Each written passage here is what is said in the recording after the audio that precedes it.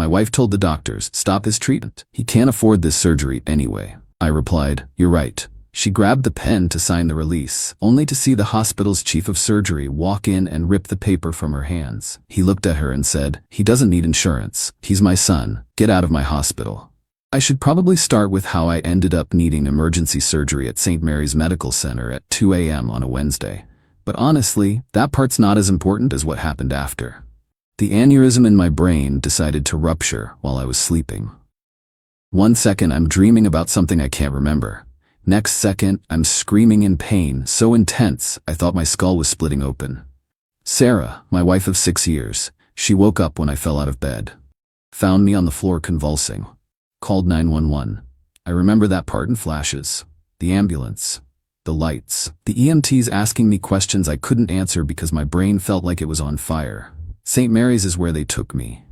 The best neurosurgery program in the state. Also the most expensive. Also, and I didn't know this until later, where my father worked as chief of surgery. I hadn't spoken to my father in 8 years. But I'm getting ahead of myself. The ER doctor explained it to Sarah while I was barely conscious on the gurney. Ruptured cerebral aneurysm. Needed immediate surgery. Without it, I'd be dead by morning. With it, I had maybe a 70% chance if they operated in the next 2 hours. How much? Sarah asked. That should have been my first clue. Not will he be okay or what are his chances, just how much. The doctor looked uncomfortable. Without insurance, the surgery alone is around $150,000. ICU stay, recovery, follow-up care, you're looking at close to $300,000 total. I heard Sarah's sharp intake of breath even through the pain.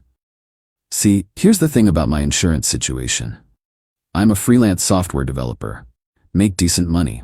Around $85,000 a year. But I'd switched to a high-deductible plan 6 months ago to save on premiums. $15,000 deductible. Sarah had been the one who suggested it. Said we needed to cut costs. I'd agreed because we were supposedly saving for a house. We don't have that kind of money, Sarah said to the doctor. We have the health savings account, I managed to say through gritted teeth. And the emergency fund. That's not enough. Not even close. The doctor cleared his throat. We need to operate now. We can work out payment plans later. Your husband's life. I need to think about this. The doctor's expression changed, hardened. Ma'am, your husband will die without this surgery, tonight. I understand that, but we have a daughter. We have a mortgage. I can't bankrupt our family. We didn't have a daughter. We'd been trying for years. No luck. I was too out of it to process that lie right then. The pain was too intense. They moved me to a pre-op room, gave me something for the pain that barely touched it. Sarah stood in the corner making phone calls. I heard her talking to someone. Couldn't make out the words. A different doctor came in. Younger? He had forms. Mr. Richardson, I need to go over consent forms with you. The surgery carries significant risks. There's a chance of stroke, paralysis, death. But without surgery, the outcome is certain. You'll die, probably within hours. I tried to nod, couldn't move my head without agony shooting through my skull. Sarah stepped forward. He can't afford this surgery. We can't afford it. Mrs. Richardson, we have financial assistance programs. Stop his treatment. The room went silent except for the beeping monitors. I'm sorry, the doctor said. He can't afford this surgery anyway. Just make him comfortable. We'll sign a DNR. The doctor looked at me. I looked back. And in that moment, in that hospital room with my brain literally bleeding, I made a decision. She's right, I said. Sarah's head whipped toward me. What? You're right. Can't afford it. Don't do the surgery. The young doctor looked between us, clearly uncomfortable. Mr. Richardson, you're essentially choosing death over debt. Guess so. Sarah moved to my bedside, grabbed my hand. Her eyes were shining with tears. Baby, I'm so sorry. I wish there was another way. I looked at her. Really looked at her, and I saw it, relief. She was relieved. Where's the form? She asked the doctor. He reluctantly pulled out a paper. Treatment refusal form. Sarah took the pen, started reading through it quickly. Too quickly, like she couldn't wait to sign it. Her hand was shaking slightly as she found the signature line. Put pen to paper. I closed my eyes. Not from pain this time. From understanding. She wanted me dead. I didn't know why yet. But I knew it with absolute certainty. My wife of 6 years wanted me to die in that hospital. The door burst open. I opened my eyes. A man in a white coat walked in. Older, maybe late 50s. Gray hair, sharp eyes. He saw Sarah with pen touching the signature line. Looked at me. His face changed completely. "What the hell is going on in here?" he demanded, crossing the room in 3 strides. The young doctor straightened up. "Dr. Richardson, I wasn't aware you were on call tonight." "Dr. Richardson, my father's name." Sarah looked up, startled. "Who are you?" My father ripped the paper from her hands. She dropped the pen in shock. "I'm the chief of surgery at this hospital, and I'm asking why my patient is signing a treatment refusal form for a ruptured cerebral aneurysm." "Your patient can't afford the surgery," Sarah said. Her voice had an edge now. "We're declining treatment." My father walked over to her, took the form from her hands, looked at my name on it. His face went white. "Marcus?" he said quietly. I hadn't heard my father say my name in 8 years. "Hey, Dad." The young doctor's eyes went wide. "Wait, this is your..." "Out," my father said. Not to me, to the doctor, to Sarah. "Everyone out, now." "I'm his wife," Sarah protested. "You can't." My father rounded on her, and I saw something I'd never seen before. Fury, pure controlled fury. "He doesn't need insurance, he's my son. Get out of my hospital." Sarah stood there, stunned. "Now," my father said. His voice was steel. The young doctor left immediately. Sarah stayed frozen. "Mrs. Richardson," my father said, his voice dropping to something cold and dangerous. "Leave this room, leave this floor, and don't come back. Security will escort you out if necessary." "You can't do this. I'm his wife. I have medical power of attorney." "Not anymore. Marcus is conscious and making his own decisions. And as chief of surgery, I'm making a medical determination that your presence is detrimental to my patient's mental well-being and recovery. Leave." Sarah looked at me. I looked back and said nothing. She left. The door closed. My father stood there for a moment. Then he moved to my bedside. "I didn't know you were in the city," he said quietly. "Been here 3 years. You didn't call. You didn't either." He nodded, pulled up a chair, sat down heavily. "I'm going to fix this," he said. "The aneurysm, I'm doing the surgery myself." "Dad, you don't have to." "Yes, I do, because you're my son. And because I've already lost 8 years. I'm not losing you permanently." The pain in my head was still there, but something else hurt now too, something in my chest. "I'm sorry," I said, "for leaving, for not calling, for... We'll talk about all of that after I save your life. Deal?" "Deal." He stood up, started for the door, paused. "Marcus?" "Yeah, your wife. Something's wrong there?" "The way she talked about the money, the way she wanted you to refuse treatment. That wasn't normal spousal concern. That was something else."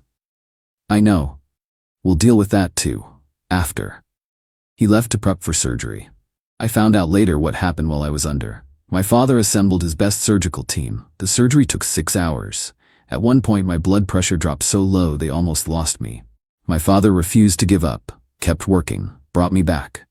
I woke up 2 days later in ICU. My father was sitting in a chair next to my bed, hadn't shaved, looked exhausted. His shirt was wrinkled, the same one he'd been wearing when he walked into that pre-op room. "Hey," I croaked. His head snapped up. Relief flooded his face so completely that for a second he looked like he might cry. I'd never seen my father cry. Not even at Mom's funeral, which I'd only heard about weeks later through a mutual acquaintance.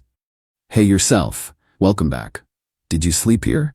"Mostly. When I wasn't checking your vitals every 20 minutes and driving the nurses crazy, they tried to kick me out." I reminded them I'm the chief of surgery. A small smile has its perks. I tried to smile back. My head hurt, but it was different. Surgical pain, recovery pain, not dying pain. "Thank you for everything, the surgery, staying. All of it. You're my son. I'd do it again in a heartbeat, even if you were stubborn as hell and didn't call me for 8 years. The 8 years sat heavy between us. All the missed birthdays, holidays, conversations, life. "About that," he said, but his voice was gentle. "First you need to know something. About Sarah." I tensed. The monitors must have picked it up because he glanced at them, then back at me. "Nothing to spike your blood pressure over. Yet. She hasn't been to see you. Not once in 2 days. She called once to ask about your status. I told her you were stable. She said okay and hung up. Didn't ask to talk to you. Didn't ask when visiting hours were. Just okay and hung up. That hurt worse than the incision in my skull. 2 days. I'd been unconscious for 2 days, and my wife couldn't be bothered to visit.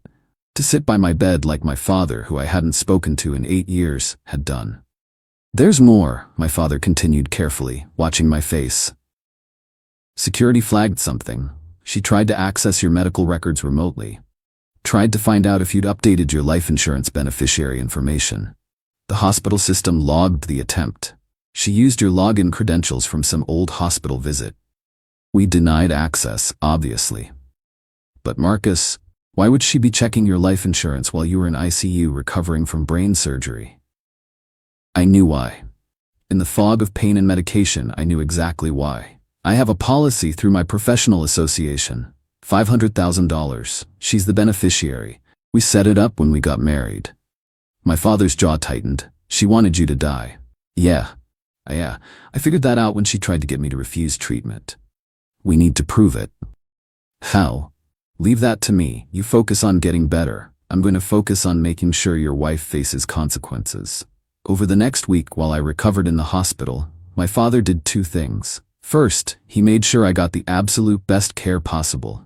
Came in every morning, checked my progress, adjusted medications, consulted with the neurology team. He was my doctor, but more than that, he was my father. And for the first time in 8 years, I felt like I had family again. Second, he hired a private investigator. The investigator's report came back on day 9 of my hospital stay. My father brought it to me in person. You need to be sitting down for this. I'm in a hospital bed. I'm already down. Smart ass, just like your mother. He handed me the folder. I opened it. Sarah had been having an affair for 18 months. With my business partner, Derek. They'd been planning this for 6 months. Waiting for the right moment. The moment came when I switched to the high-deductible insurance plan, a switch Sarah had suggested and I'd stupidly agreed to. The plan was simple. Wait for a medical emergency. Any medical emergency. Convince me to refuse treatment. I die. She gets the life insurance. She and Derek split the money and start a new life together. The PI had emails, text messages, photos of them together at hotels, plans they'd made, houses they'd looked at, even a conversation about what they'd do with the money. I read it all, didn't say anything for a long time. Marcus, my father said gently, I need you to do something for me. Anything. Don't tell her I'm going to be okay. Don't tell her the surgery was successful. Let her think I'm still critical, that I might not make it. My father's eyes sharpened. What are you thinking? I'm thinking she needs to believe she almost got away with it, right up until the moment she realizes she didn't. I like the way you think. What else? Can you get me a lawyer? A really good one? I know several. The lawyer's name was Patricia Chen. She was expensive, ruthless, and brilliant. My father paid her retainer before I could argue. Consider it 8 years of missed birthday presents, he said. Patricia heard my story. Read the investigator's report. Her expression never changed. We can do attempted murder, medical neglect, fraud regarding the life insurance, possibly conspiracy with Derek if we can prove he knew about the plan. I don't want her in jail. Patricia raised an eyebrow. You want to go easier on her?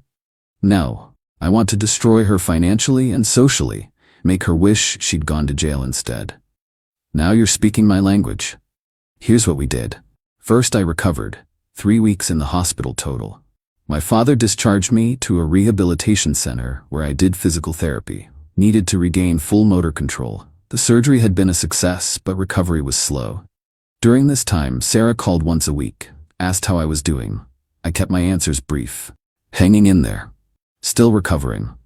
Never gave her details. My father, when she called the hospital, would give vague updates. He's stable. We're monitoring him closely. Let her believe I was still in danger. Meanwhile, Patricia was working. She filed for divorce on my behalf.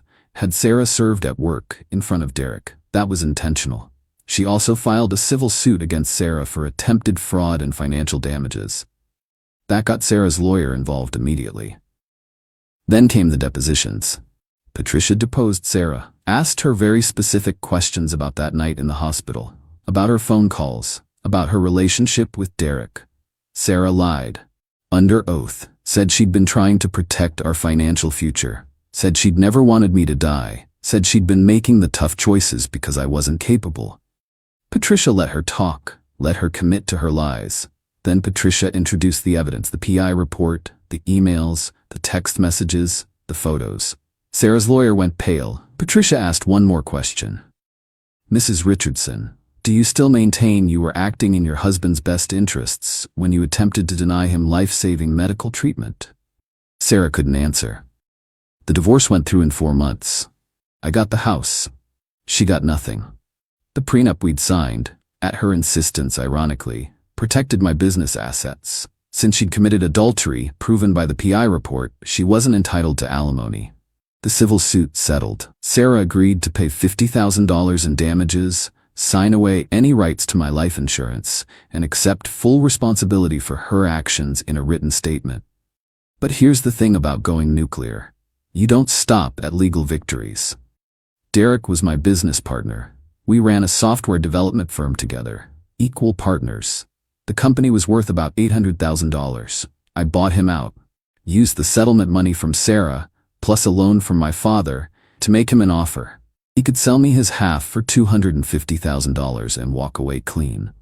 Or I could file a lawsuit alleging he was complicit in Sarah's fraud, which would tie the company up in litigation for years and destroy its reputation. Derek took the money. Then I renamed the company. Sent out notices to all our clients. The ones who knew Derek got a personal call from me explaining why he was no longer with the firm. I was professional about it. Just stated facts. He'd been having an affair with my wife, had been involved in personal matters that made continued partnership impossible. Word spread. In our industry, reputation is everything. Derek's was ruined. Sarah tried to get a job. Every place she applied, I had connections. Made sure the hiring managers knew about the affair, about her trying to deny me medical treatment. I never said, don't hire her. I just made sure people knew who they'd be hiring. She ended up moving 2 states away. But the nuclear part? The part I'm most proud of? Sarah had been posting on social media during my entire hospital stay. Sympathy posts. Praying for my husband. Please send good thoughts. Playing the worried wife while texting Derek about how soon she'd have the life insurance money. Once the divorce was final, I posted screenshots. All of it. The texts with Derek.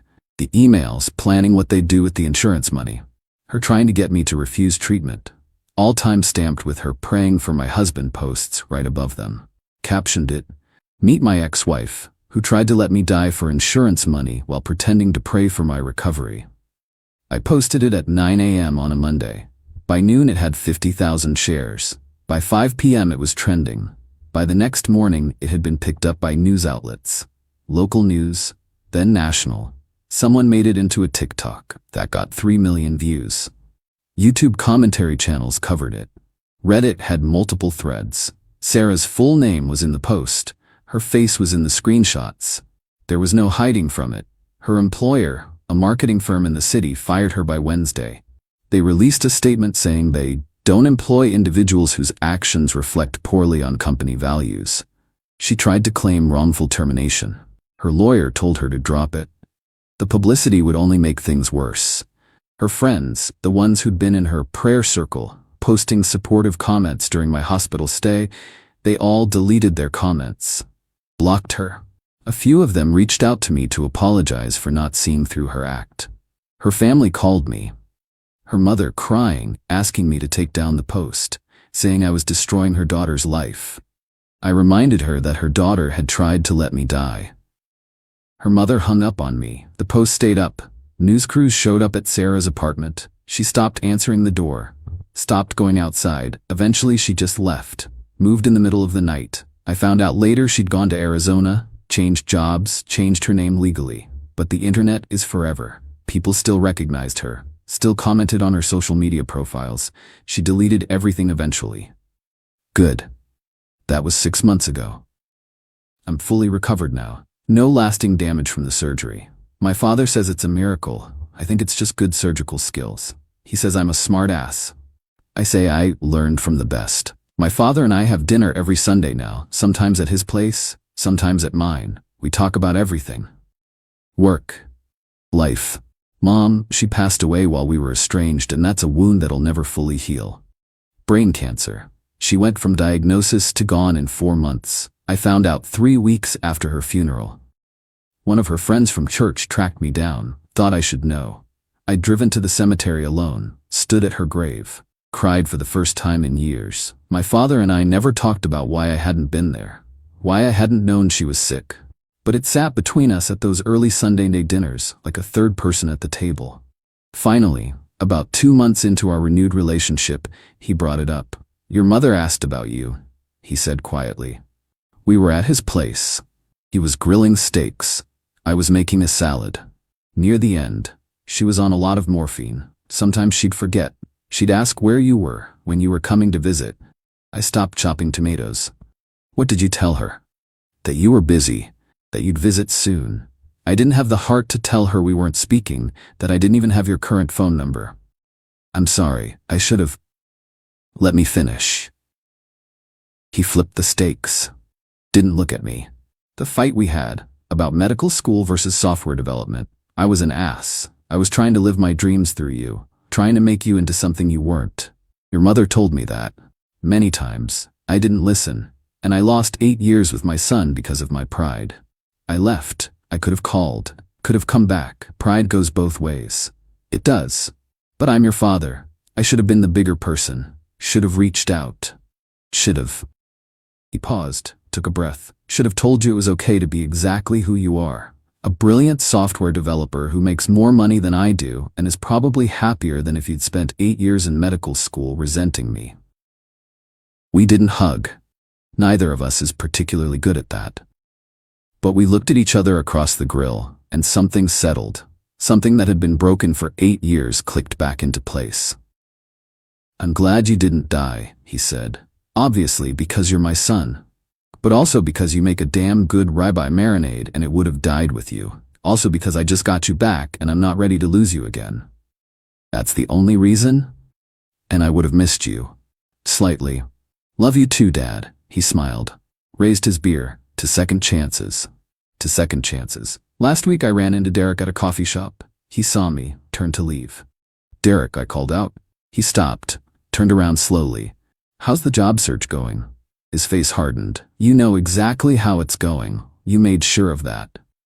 "I made sure people knew the truth. What they did with that information was their choice." "You destroyed my career." "No, you destroyed your career when you decided to fuck my wife and help her try to kill me for insurance money. I didn't know about that, the insurance thing, that was all her. The PI report says otherwise, but believe what you need to believe." He left without another word. I don't feel bad about Derek or Sarah. They made their choices. They tried to use my medical emergency as an opportunity, and they failed. My father says I went too far with the social media post. That I should have taken the high road. I disagree. The high road would have let Sarah play victim, let her pretend she was the wronged spouse.